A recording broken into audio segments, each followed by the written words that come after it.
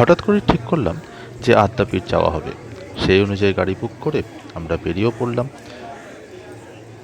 আদ্যাপীঠ যেতে গিয়ে আমরা ভুল করে প্রথমে যদিও দক্ষিণেশ্বরের রাস্তায় চলে গেছিলাম, কিন্তু তারপরে সেখান থেকে বেরিয়ে আমরা পৌঁছে যাই এবং পৌঁছে একটা খুব ভালো খবর জানতে পারি। সেটা হচ্ছে আজকে ছিল আদ্যাপীঠের প্রতিষ্ঠা দিবস। এই আদ্যাপীঠ মন্দির অরিজিনালি এটা 1967 সালে প্রতিষ্ঠিত হয়েছিল, কিন্তু তারও অনেক আগে 1915 সালে শ্রী শ্রী অন্নদাচরণ ভট্টাচার্যের কিছু শিষ্যরা এই মন্দিরটি প্রতিষ্ঠা করেন এবং সেই উপলক্ষে আজকে এখান থেকে একটা বড় প্রসেশন বেরিয়েছিল। যাই হোক, যে পুরো পরিবেশটা ছিল সেটা কিন্তু বেশ দারুণ ছিল।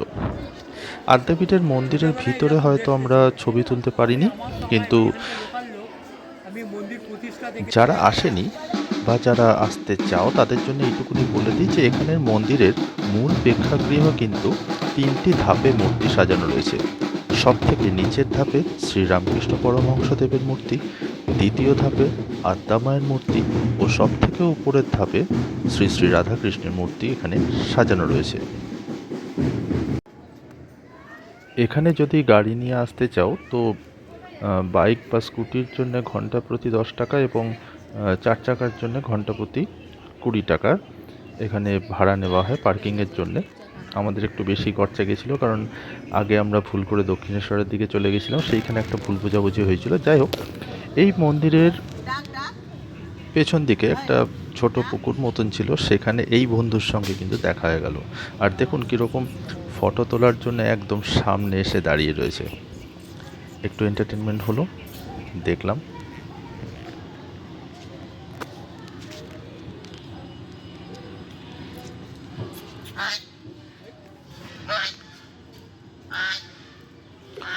কিন্তু আরেকটু এগিয়ে গিয়ে সেখানে কিন্তু এনাদের আরও বন্ধুদের সঙ্গে দেখা হলো, সেটাও আপনাদের দেখাচ্ছি, একটু সঙ্গে থাকুন। এই যে দেখেছেন কি সুন্দর নিশ্চিন্তে জলে চড়ে বেড়াচ্ছে। আরও বন্ধু ছিল, আরেকটু অপেক্ষা। বলে রাখি, যারা অনেকবারই এখানে এসছেন তারা হয়তো জানেন যে এখানে একটি বালক আশ্রমও রয়েছে এবং একটি বালিকা আশ্রমও রয়েছে।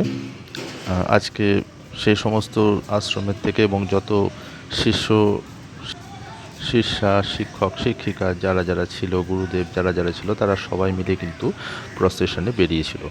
যাই হোক, আমি এসব দেখে নিয়ে তারপরে ভোগ খাবো বলে একটু টিকিট কাটার ব্যবস্থা করে নিয়ে এখান থেকে চলে গিয়েছিলাম দক্ষিণেশ্বরের মন্দিরে। ভোগ খাওয়ার টিকিটের মূল্য এখানে 60 টাকা এবং টিকিট বন্টন ব্যবস্থা এখানে শুরু হওয়ার কথা ছিল 9:30, কিন্তু আজকে একটি স্পেশাল দিন ছিল দেখে 9:30 জায়গায় 9টাতেই শুরু হয়ে গেছিল। তারপর দক্ষিণেশ্বরে এসে কিন্তু অনেক বছর পরে এনাদের সঙ্গে দেখা হয়ে গেছিল। মাঝখানে অনেক বছর আমি যেহেতু দক্ষিণেশ্বরে প্রায়শই যাই, মাঝখানে বেশ কিছু বছর এনাদের সঙ্গে সেরকমভাবে দেখা হয়নি। তো এনাদের দেখা পেয়ে যে সমস্ত দর্শনার্থী যারা ছিল, বাচ্চা কাচ্চা যারা ছিল, তাদের মধ্যে একটা বেশ কৌতূহল চোখে পড়ছিল। আমরা দেখলাম যে এনারা বসে এখন খেতে ব্যস্ত। এমনকি এটাও দেখলাম যে এনারা বেশ কিছু দর্শনার্থীদের থেকে পুজোর যে ডালাটা থাকে সেটাও ছিনিয়ে নিয়ে খেতে ব্যস্ত ছিল।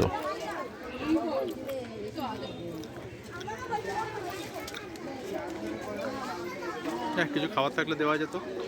যাই হোক, এসব সেরে নিয়ে, পুজো টুজো দেওয়া সেরে নিয়ে এবারে একটু দেখুন, ফ্যামিলি নিয়ে এসছি যখন, শপিংটা তো ম্যান্ডেটরি থাকে।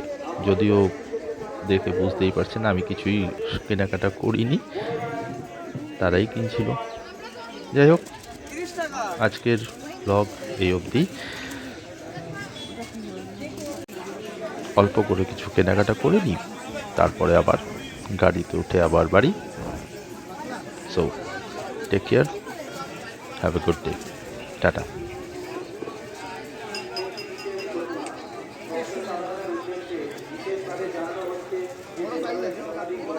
সাইজ দিন।